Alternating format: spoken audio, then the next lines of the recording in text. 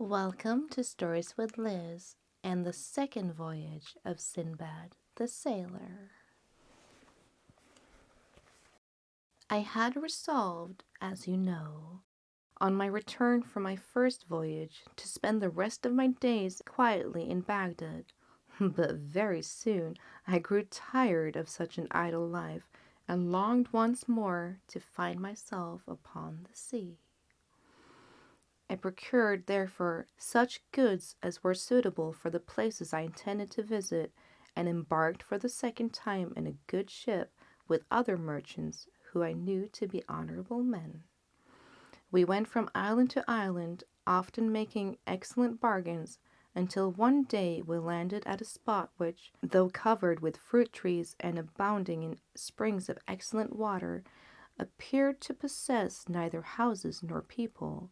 While my companions wandered here and there, gathered flowers and fruits, I sat down in a shady place, and, having heartily enjoyed the provisions and the wine I had brought with me, I fell asleep, lulled by the murmur of a clear brook which flowed close by.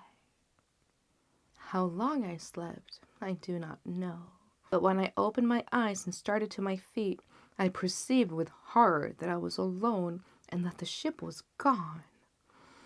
I rushed to and fro like one distracted, uttering cries of despair, and when from the shore I saw the vessel under full sail just disappearing upon the horizon, I wished bitterly enough that I had been content to stay at home in safety.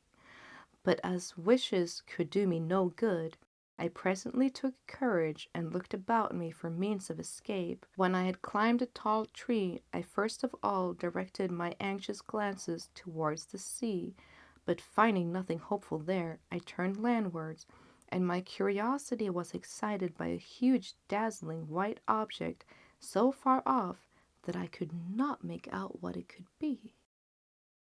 Descending from the tree, I hastily collected what remained of my provisions and set off as fast as I could to go towards it. As I drew near, it seemed to me to be a white ball of immense size and height, and when I could touch it, I found it marvelously smooth and soft. As it was impossible to climb it, for it presented no foothold, I walked around it, seeking some opening, but there was none. I counted, however, that it was at least 50 paces round. By this time the sun was near setting, but quite suddenly it fell dark. Something like a huge black cloud came swiftly over me, and I saw with amazement that it was a bird of extraordinary size which was hovering near. Then I remembered that I had often heard the sailors speak of a wonderful bird called a roc, and it occurred to me that the white object which had so puzzled me must be its egg. Sure enough, the bird settled slowly upon it, covering it with its wings to keep it warm, and I cowered close beside the egg in such a position that one of the bird's feet, which was as large as the trunk of a tree, was just in front of me. Taking off my turban, I bound myself securely to it with the linen, in hope that the roc, when it took flight next morning, would bear me away with it from this desolate island. And that is precisely what did happen. As soon as the dawn appeared, the bird rose into the air, carrying me up and up till I could no longer see the earth, and then suddenly it descended so swiftly that I almost lost consciousness. When I became aware that the roc had settled and that I was once again upon solid ground, I hastily unbound my turban from its foot and freed myself, and that not a moment too soon, for the bird, pouncing upon a huge snake, killed it with a few blows from its powerful beak, and seizing it up, rose into the air once more and soon disappeared from my view. When I had looked about me, I began to doubt if I had gained anything by quitting the desolate island. The valley in which I found myself was deep and narrow, and surrounded by mountains which towered into the clouds, and were so steep and rocky that there was no way of climbing up their sides. As I wandered about, seeking anxiously for some means of escaping from this trap, I observed that the ground was strewed with diamonds, some of them of astonishing size. The sight gave me great pleasure, but my delight was speedily dampened when I saw also numbers of horrible snakes, so long and so large that the smallest of them could have swallowed an elephant with ease. Fortunately for me, they seemed to hide in caverns of the rocks by the day, and only came out by night, probably because of their enemy the rock. All day long I wandered up and down the valley, and when it grew dusk I crept into a little cave, and having blocked up the entrance to it with a stone, I ate part of my little store of food and lay down to sleep. But all through the night the serpents crawled to and fro, hissing horribly, so that I could scarcely close my eyes for terror. I was thankful when the morning light appeared, and when I judged by the silence that the serpents had retreated to their dens, I came tremblingly out of my cave and wandered up and down the valley once more, kicking the diamonds contemptuously out of my path, for I felt that they indeed were vain things to a man in my situation. At last, overcome with weariness, I sat down upon a rock, but I had hardly closed my eyes when I was startled by something which fell to the ground with a thud close beside me.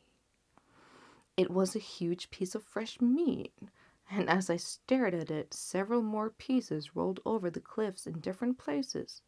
I had always thought that the stories of sailors told of the famous Valley of Diamonds and of the cunning way which some merchants had devised for getting at the precious stones were mere traveling tales invented to give pleasure to the hearers. But now I perceived that they were surely true. These merchants came to the valley at the time when the eagles, which kept their eyries in the rocks, had hatched their young. The merchants then threw great lumps of meat into the valley. These, falling with so much force upon the diamonds, were sure to take up some of the precious stones with them, when the eagles pounced upon the meat and carried it off to their nests to feed their hungry broods.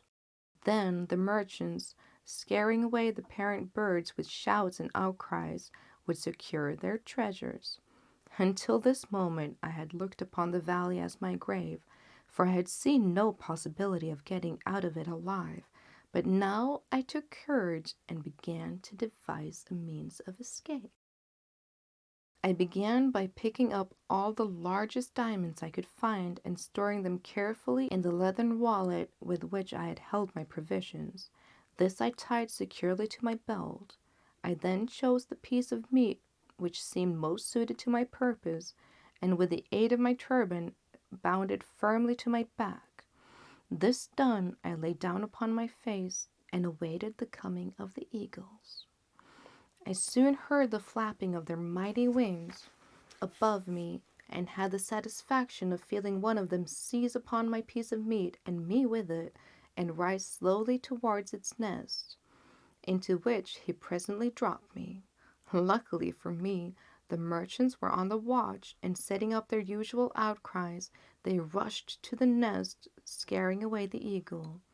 Their amazement was great when they discovered me, and also their disappointment, and with one accord they fell to abusing me for having robbed them of their usual profit.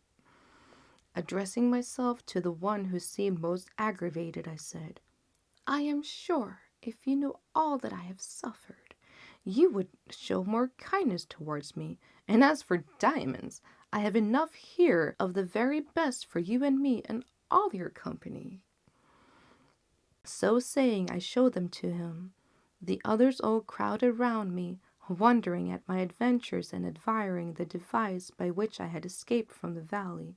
And when they had led me to their camp and examined my diamonds, they assured me that in all the years that they had carried on their trade, they had seen no stones to be compared with them for size and beauty. I found that each merchant chose a particular nest and took his chance of what he might find in it. So I begged the one who owned the nest to which I had been carried to take as much as he would of my treasure, but he contented himself with one stone, and that by no means the largest, assuring me that with such a gem his fortune was made and he would never have to toil again. I stayed with the merchants several days, and then as they were journeying homewards I gladly accompanied them. Our way lay across with high mountains infested with frightful serpents, but we had the good luck to escape them, and came at last to the seashore.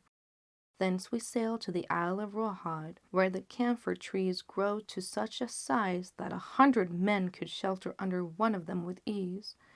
The sap flows from an incision made high into the tree into a vessel hung there to receive it, and soon hardens into the substance called camphor. But the tree itself withers up and dies when it has been so treated.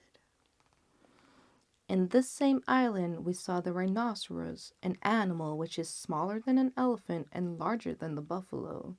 It has one horn about a cubit long, which is solid, but has a furrow from the base to the tip. Upon it is traced in white lines the figure of a man. The rhinoceros fight with the elephant, and transfixing him with his horn, carries him off on his head. But becoming blinded with the blood of his enemy, he falls helpless to the ground, and then succumbs to the rock, and clutches them both in his talons and takes them to feed his young. This doubtless astonishes you, but if you do not believe my tale, go to Rahad, and you will see for yourself. For fear of wearying you, I pass over in silence many other wondrous things which we saw in this island. Before we left, I exchanged one of my diamonds for much goodly merchandise, by which I profited greatly on our homeward way. At last we reached Balsora, whence I hastened to Baghdad, where my first action was to bestow large sums of money upon the poor, after which I settled down to enjoy tranquility these riches I had gained with so much toil and pain. Having thus revealed the adventures of his second voyage, Sinbad again bestowed 100 sequins upon Hindbad, inviting him to come again on the following day and hear how he fared upon his third voyage. The other guests also departed to their homes, but all returned at the same hour next day, including the porter, whose former life of hard work and poverty had already begun to seem to him like a bad dream. Again, after the feast was over, did Sinbad claim the attention of his guests, and began the account of his third voyage, which we will do next time we do Tales of Arabian Nights. Have a great week till then.